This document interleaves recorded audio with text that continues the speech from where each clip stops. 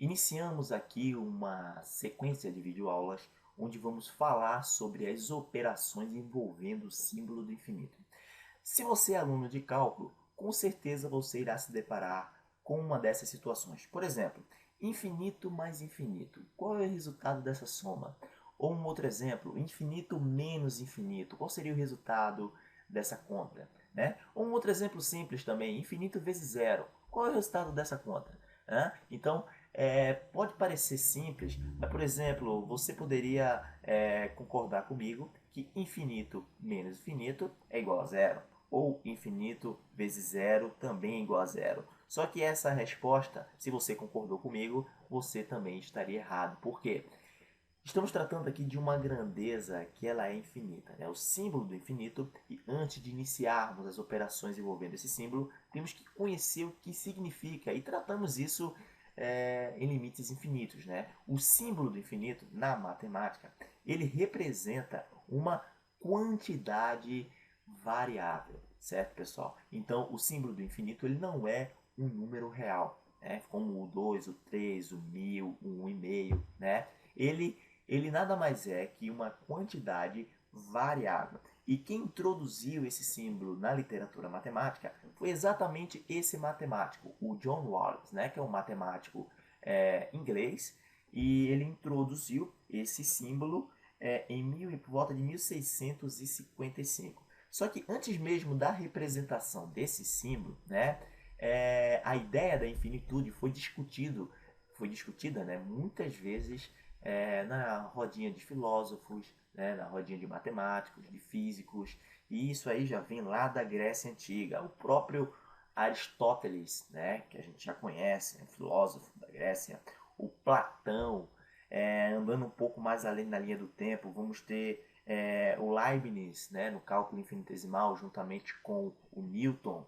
E só que é ali no século XIX para o século XX, né, com a teoria dos conjuntos, que o George Cantor, esse brilhante matemático, né, ele dá um avanço, podemos dizer assim. Né? Ele cria, né, uma das mais notáveis inovações em se tratando da infinitude.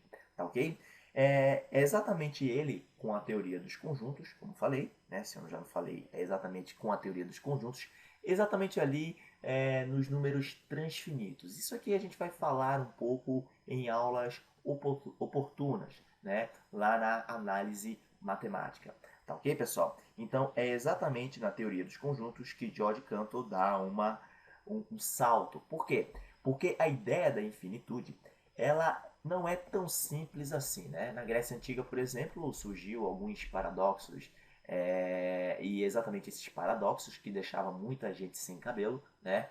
Que por esse motivo o estudo, né, o aprofundamento da ideia do infinito foi deixado um pouco de lado. Só que, como eu falei para vocês, há não muito tempo atrás, o George Cantor clareou um pouco o problema da infinitude, ok? Por exemplo, eu pergunto para você, tem aqui o conjunto dos números naturais, eu vou representar numa reta. Temos aqui o 0, o 1, o 2, o 3 e assim sucessivamente.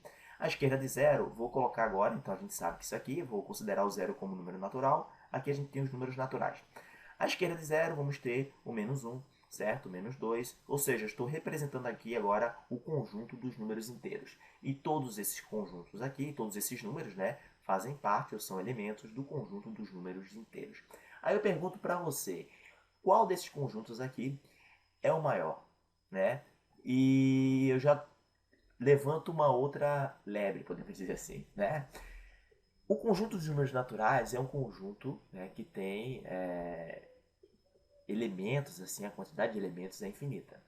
O conjunto dos números inteiros, a quantidade de elementos também é infinita, ou seja, o conjunto dos números naturais é infinito e o conjunto dos números inteiros também é infinito. Ou seja, a gente não pode medir o tamanho desses conjuntos, pois eles são infinitos, certo? E é isso que o George Cantor inicia o seu estudo, né? Explicando, e isso aqui a gente vai analisar, como eu falei, em outra área, né? Só que eu deixo isso aqui como questão, tá? como uma pesquisa, e é bem interessante, para a gente compreender um pouco a ideia da infinitude, ok? Então, antes ainda de iniciarmos essas operações, né, a operação envolvendo o símbolo de infinito, um fato que a gente tem que entender também é que, se eu pegar um número real 1 e dividir por zero, por exemplo, essa conta aqui, 1 dividido por zero, vamos tentar dividir, qual é o número que multiplicado por zero vai ser igual a 1? E é isso que a gente faz numa divisão, certo? Até hoje, por exemplo, eu não sei que número é esse que multiplicado por zero é igual a 1, né? Ou qualquer outra constante diferente de zero. Então, não temos respostas aqui, né, para essa solução, ou seja, temos aqui uma indefinição. Então, 1 dividido por zero, por exemplo, não tem solução. Já, se eu pegar zero e dividir por zero, né, aqui já temos uma situação diferente da anterior. Se eu pegar zero diferente de zero, ou melhor, zero e dividir por zero, vamos encontrar aqui infinitas soluções. Por quê?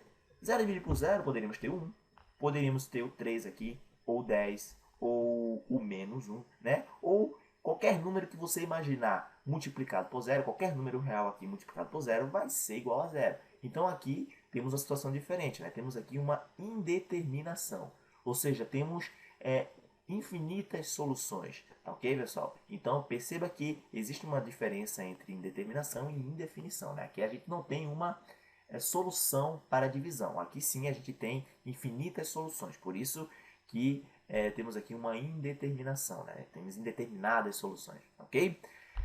Outra situação que também a gente tem que analisar é o seguinte: podemos chegar nessa situação envolvendo limites. Se eu encontrasse aqui, por exemplo, o limite da função 1 sobre x, né? Quando x se aproxima de zero. No estudo de limites, aprendemos que podemos substituir o valor do qual x está se aproximando na função, e aqui ficaremos com 1 dividido por zero, certo? Só que a gente tem que entender que esse 1 dividido por zero é diferente desse número real 1 dividido pelo número real zero. Por quê? Porque aqui são números fixos, né? Aqui a gente tem o número 0 e aqui a gente tem o número 1. Esse resultado aqui não expressa o 1 dividido por zero. Expressa sim que quando x se aproxima de zero, a função, né, está se aproximando disso, ou seja, estamos se aproximando de zero por valores muito próximos de zero, tanto maiores que zero quanto menores que zero. E a esse resultado, a gente viu limites infinitos, chegamos a o símbolo do infinito, expressando que quando nos aproximamos de zero por valores à direita de zero, maiores que zero, chegamos, ou temos como resultado mais infinito. E a gente expressa mais infinito porque é uma quantidade variável. Quanto mais próximo de zero eu estou, maior vai ser esse resultado. Então não é um resultado fixo, né? É um resultado que está variando para mais infinito, ou seja, o número é tão grande quanto eu quiser, basta eu pegar o número muito próximo de zero. Da mesma forma, poderíamos encontrar aqui menos infinito, certo? Bastava nos aproximar aqui de zero por valores menores que zero. Então, quando eu estou muito próximo de zero por valores menores que zero, a nossa função, o resultado, chega a valores muito pequenos, ou seja, a nossa função está decrescendo ilimitadamente, certo? E esse valor pode ser tão pequeno quanto quisermos.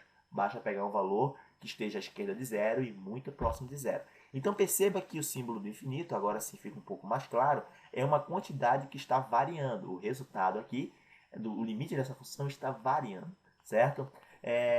Tem que ficar bem claro a nossa ideia aqui, justamente com essas situações, né? A indefinição, a indeterminação, né? E aqui temos limites infinitos, ou seja, o resultado aqui está variando de acordo com o valor que escolhemos para x aqui.